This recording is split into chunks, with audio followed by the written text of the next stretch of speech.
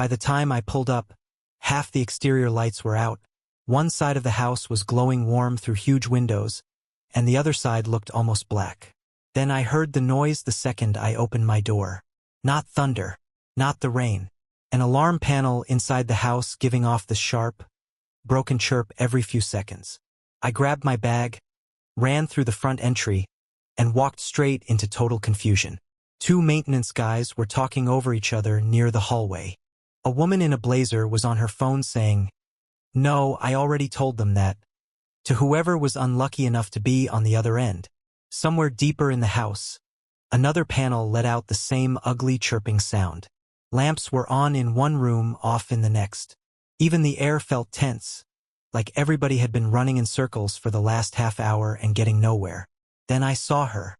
She was standing near a long dining table with one hand braced against the edge, listening to three people at once and trusting none of them. Calm face, straight posture, dark clothes that looked expensive without trying too hard. She had that look some people have when they're used to making things happen with one sentence. Only tonight, none of it was working. Her eyes landed on me. "You're the electrician?" "Yeah, Cole." For a second, she just looked relieved. Not dramatic, not fake. Just relieved. "Good," she said. "Because everybody in this house has a theory, and somehow the lights are still half out." That almost made me smile. Can someone show me the main panel and then maybe everybody else gives me 2 minutes without talking? One of the maintenance guys started explaining what he thought had happened. I held up a hand. 2 minutes, I said again. She turned to the room and, in a voice that wasn't loud but somehow cut through all of it, said, "You heard him. Let him work." That was the first moment the whole place got quiet. She took me down a side hall herself. Even in that mess, she moved like she knew exactly where everything was. "The west side lost power first," she said. "Then the security system started acting up. Then someone reset something, which I'm guessing made it worse. It usually does." That got a quick look from her. Not annoyed. More like she was trying not to laugh at a bad time. The panel was in a utility room off the garage. One breaker had tripped, but that wasn't the real problem. You learn fast not to trust the first obvious thing. I checked the subpanel feed, traced the line, and found moisture had gotten into an exterior junction box near the lower terrace. The storm had done the rest. Every time the system tried to pull load across that line, it kicked the same section back out and confused the security setup with it. I came back inside wet from the shoulders down and found half the house waiting for an answer like I was a doctor coming out of surgery. "It's localized," I said. "That's the good news. I'm isolating that exterior run for tonight, drying what I can, and bringing the rest back stable. That side terrace stays dark until I return and replace the damaged section." One of the maintenance guys asked if I was sure. Before I could answer, she said, "He sounds sure." I looked at her then, really looked at her, and that was probably the first moment I noticed more than the house, the clothes, all of that. She looked tired. Not in a sloppy way, in a real way, like she'd been carrying too much by herself for too long and had gotten too good at hiding it. Once I cut out the bad section, the house settled almost immediately. The chirping stopped. Hall lights came back. The woman on the phone finally ended her call. You could feel everybody start breathing again. When I packed up, most of the others disappeared like they'd never been there. She walked me to the front door herself while rain tapped hard against the glass. "So," she said, "you came into a circus and fixed it in under an hour. I wouldn't call it fixed yet." "No," she said, opening the door for me. "But you were the first person who made it feel fixable. That one stuck with me more than it should have." I told her I'd have the replacement parts ordered first thing in the morning. She nodded, then handed me a card instead of letting me go through the office line. "Use this number when you come back," she said. Directly to me. "It will save time." There was nothing strange in the way she said it. Nothing I could point to. Still, I looked at the card once I was in the van, with the rain still hammering the roof, and sat there a second longer than I needed to, because all I'd done was my job. But somehow it didn't feel like only that anymore. I told myself I wasn't thinking about Samantha after that stormy service call. which was obviously a lie because I checked that card more than once the next day. Her number sat in my phone with no message under it, no reason for it to matter, and still I caught myself wondering what her house looked like when it wasn't full of alarms and people talking over each other. I also kept hearing that one line in my head. You were the first person who made it feel fixable. Nobody says that to me. Usually I fix the problem, hand over the invoice, and disappear. 3 days later, right around lunch, my phone buzzed while I was parked outside a strip mall job. It was her. Not a long message. Just, the terrace lights are flickering again. I'd rather not have another circus. Can you come by this evening? I stared at it longer than I should have, then answered that I could be there after 6. By the time I pulled up to the house again, the sky was clear and the place looked completely different. No storm, no panic, no people running around. Just low light across the driveway, a wide view over the hillside, and the kind of silence money seems to buy. She opened the door herself before I even knocked. No emergency this time, she said. You text like it was one. That was deliberate. I wanted the same electrician. If you're still listening, hit subscribe and drop a like. It means more than you think. Now let me tell you what happened when I stayed. I laughed once, mostly because I didn't know what else to do with that. Inside, the house felt warmer than I remembered. The sharp edges from the first night were gone. I followed her through the back hall, checked the terrace run, and found the problem fast. One of the temporary connections I'd put in to stabilize things had done its job, but the damaged section needed the full replacement now. Normal work. Simple. She stayed nearby while I worked, not hovering exactly, but not leaving either. You always this calm? She asked. Only when people are watching. That's not true. I looked over at her from the ladder. How would you know? She leaned one shoulder against the wall, arms folded. Because men who need attention don't tell a room full of strangers to stop talking. There was something in the way she said it that made the whole conversation feel less casual than it should have been. Once I finished, I packed up slower than necessary. She noticed. You in a hurry? She asked. I've got paperwork. That sounds tragic. I smiled. Part of the business. She glanced toward the kitchen. I haven't eaten. Stay for 10 minutes and let me at least feed you before you go do something tragic. I should have said no. It would have been cleaner, easier. But I was already tired, already curious. And the truth was I wanted to see what she was like when nothing was broken. So I stayed. The kitchen was huge, but she didn't act like somebody showing off a huge kitchen. She opened the fridge, looked inside for a second, then said, This is the embarrassing part. I own a house that could host 30 people, and somehow there's almost nothing in it. There's always eggs. She turned and looked at me. That's a very electrician answer. Eggs solve more problems than people think. That got a real laugh out of her. Not polite. Real. In the end, she had the cook's prep from earlier, and 10 minutes turned into almost an hour at the counter with plates we both pretended were temporary. The conversation slipped out naturally after that. Easier than it should have been. She asked about my work, my van, how long I'd been doing calls on my own. I asked the safe questions back. How long she'd lived there. Whether she always worked from home. Why the house felt like a hotel nobody had checked into. That one made her smile, but only a little. Because most of it is for other people, she said. Meetings, dinners, things I'm expected to host. I spend most of my time in about 3 rooms. There was no self-pity in it. That made it land harder. When I finally stood to leave, she said, Come with me for a second. She led me down a quieter hallway and opened a door I hadn't noticed the first night. Inside was a room that didn't match the rest of the house at all. Less polished. More personal. A long table by the window, shelves with sketchbooks and jars of brushes. Unfinished canvases turned half away like she wasn't ready for anybody to look too closely. The whole room smelled faintly of paint and coffee. I just stood there. This, she said, is where I go when I want nobody's opinion. I looked at her. You paint. A little. The room said it was more than a little. There was too much work in it, too much time. Not hobby energy. Something deeper. Does anyone else know about this room? I asked. Very few people. That did something to me I couldn't explain on the spot. It wasn't just that she'd shown me something private. It was that she'd done it without ceremony, like she wanted to see what I would do with it.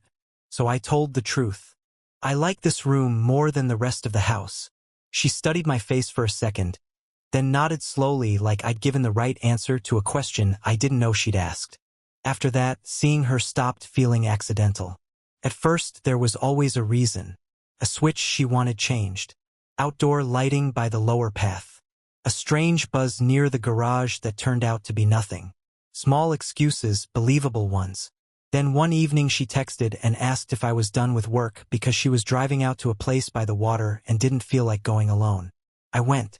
Her car was nicer than anywhere I'd ever sat. But she drove it with one hand on the wheel like it was just a car and not some statement. We ended up at a quiet place outside town where nobody seemed to care who she was. We got food from a little seafood spot near the marina and ate at a table facing the dark water with wind coming off it hard enough to keep most people inside. It was the first time I saw her look fully relaxed. No calls. No staff. No polished voice for other people.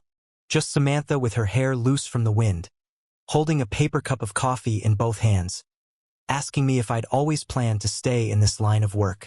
No, I said. I wanted my own workshop eventually. Small place. Enough room to do custom restoration jobs when I'm not doing service calls. She turned toward me. You never said that. Didn't think it mattered. It matters, she said quietly. You say things like they're small when they're not. I didn't answer right away. I looked out at the boats, then back at her. What about you? I asked. What do you want that doesn't look good on paper? For the first time since I'd met her, she hesitated. Then she said, peace. And one person in my life who isn't calculating something every time I walk into a room.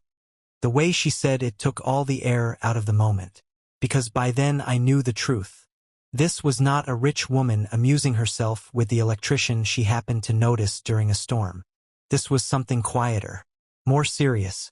And when she looked at me across that little table by the water, I had the strange, steady feeling that whatever this was, we had already gone too far to pretend it was casual. After that night by the water, things changed without either of us saying so. Before, there had always been some excuse attached to seeing each other. A light, a switch, a drive, a meal because we happened to already be talking. After that, the excuses got thinner. Then they disappeared. She started calling me when she had no practical reason at all. Sometimes it was late, after I'd finished my last job and was halfway home with the radio low and my hands still dirty from work. She'd ask where I was, and 20 minutes later I'd be pulling off some quiet road near the hills where her car was already parked. Other times she'd have me come by the house after everyone else was gone, and we'd sit in that studio room of hers with the lamps on low, talking like we were making up for years we'd somehow skipped. That room became ours before anything else did. She'd paint for a while, not for show, not asking what I thought every 5 minutes, just letting me be there. I'd sit on the long bench by the window, sometimes with a beer, sometimes with coffee, watching her work in that old gray t-shirt she changed into when she was done being whoever the rest of the world expected. There was something about seeing her like that that got to me more than all the polished, expensive versions of her ever could. Real always hits harder. One night she put the brush down and asked, "Why do you keep looking at me like that?" "Like what?" "Like you're trying to figure out if I'm real." I leaned back against the wall. "Maybe I am." She wiped her hands on a rag and came closer. "And I still don't know." That smile of hers showed up, small and private. Good. I'd hate to become predictable. She was standing right in front of me by then, close enough that I could smell paint on her hands and whatever light perfume was still left from earlier in the day. Close enough that the room went quiet in a different way. "You know this is a bad idea," I said. "For who?" "For both of us." She held my eyes. "That doesn't answer the question." I should have stepped back. I didn't. She made the last inch disappear herself. The first kiss felt nothing like I expected. It wasn't rushed or careless. It felt like something we'd both been holding in so long that, when it finally happened, neither of us needed to pretend surprise. Her hand caught lightly at the front of my shirt, and that was it for me.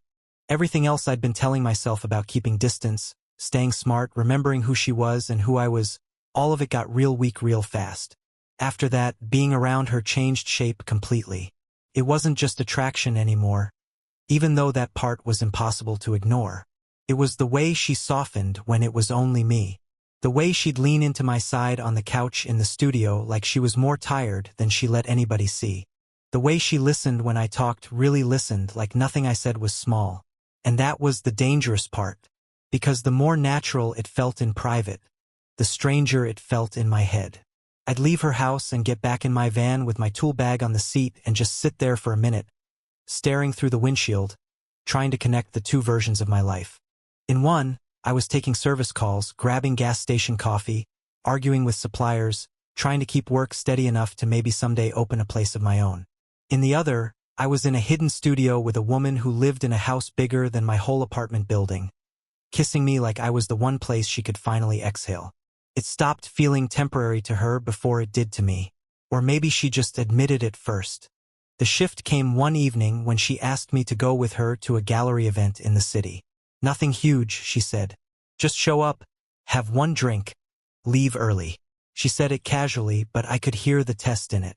I looked down at my work boots by the door and laughed once. You serious? Yes. Samantha. What?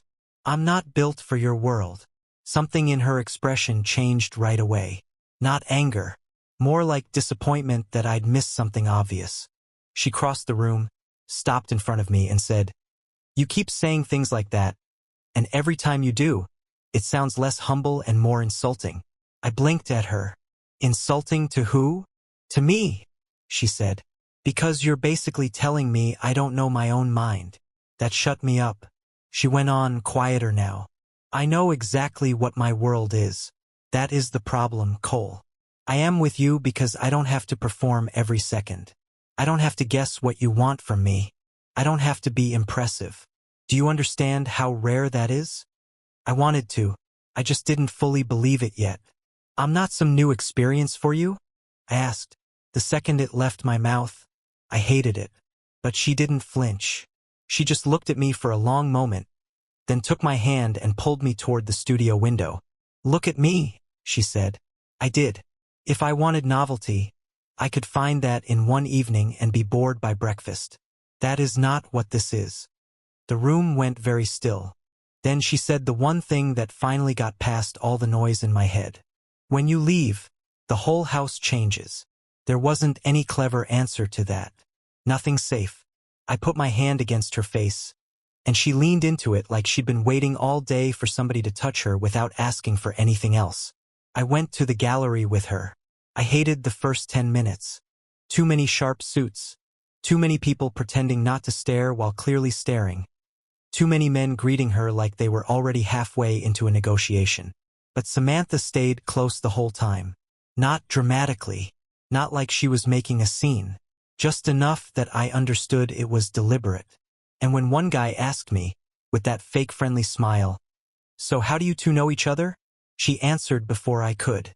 "He's with me." Simple words. Nothing big. But I felt them all the way down. Later that night, back at the house, I said, "You didn't have to do that." "Yes," she said, stepping out of her heels by the studio door. "I did." That was the night I finally stopped acting like this was something passing through her life. And when I stayed over for the first time, with the storm gone, the house quiet, and her asleep with one arm across me like she had no intention of letting go, I understood something I'd been resisting for weeks. In private, this already felt real. The only question left was whether it could stay real once there was no hiding from it. After that first night I stayed over, the balance shifted again. Not in some dramatic way. Nothing exploded. Nobody found out and started a war. It was quieter than that, which somehow made it heavier. I had a toothbrush at her house before I even realized it. She started texting me normal things in the middle of the day. "Did you eat? How bad is the weather on your side of town? Tell me when you're done tonight." Real-life messages. The kind that only matter when somebody has started building you into their day without asking permission first. That should have made me feel secure. Instead, it made me nervous in a whole new way. Because the more steady this became, the more I kept waiting for the part where it corrected itself.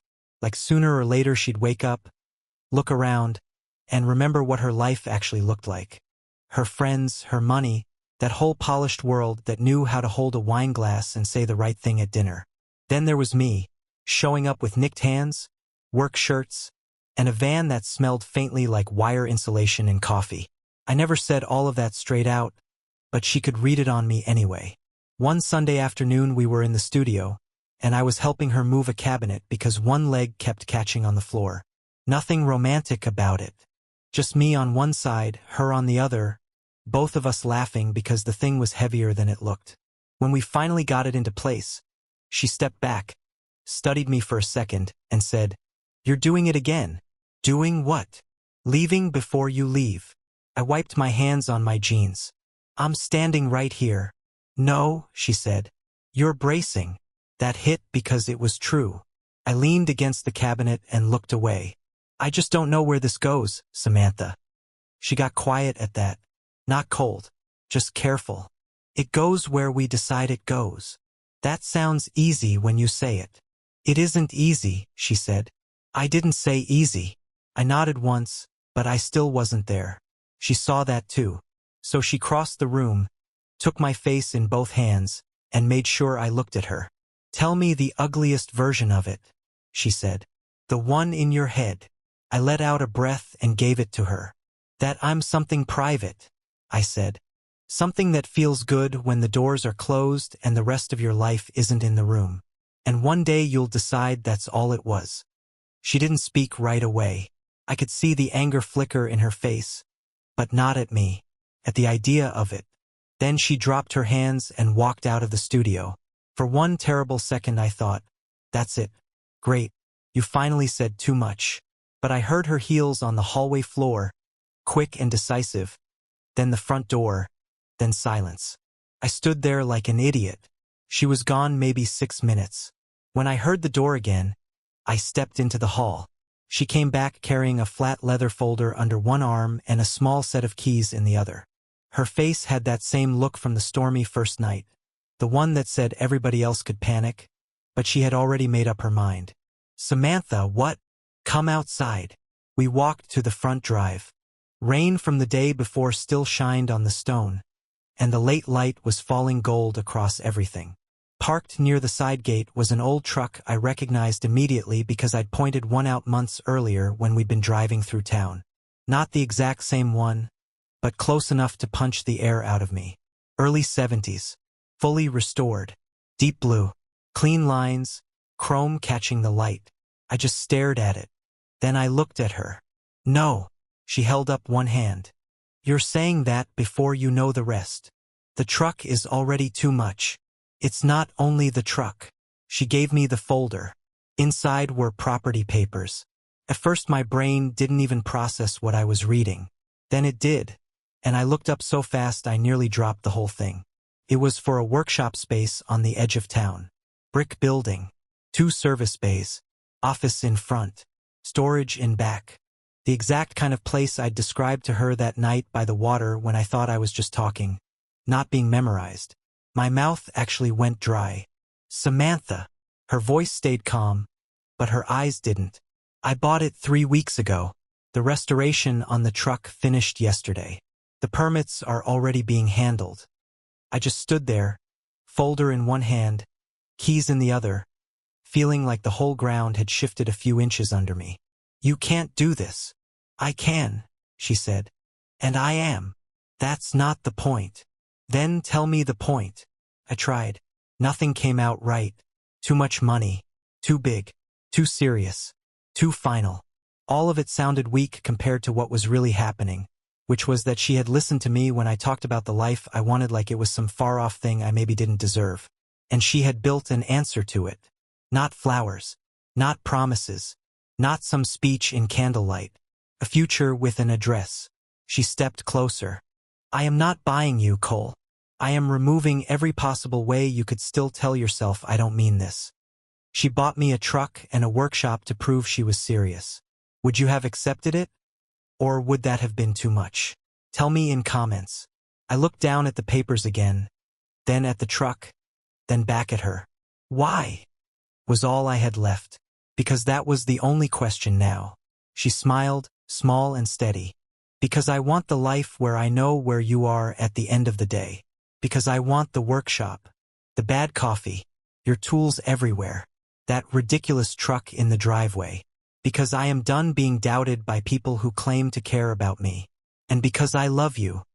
That last part landed the hardest, maybe because it came in the middle of everything practical and impossible.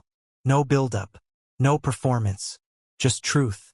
I don't remember crossing the distance between us, but I remember the feel of her in my arms and the folder bent awkwardly between us and both of us laughing once, breathless, because there was nothing else left to do. Behind her, the truck keys caught the light in my hand. Ahead of me, there was a building with my future on the front page.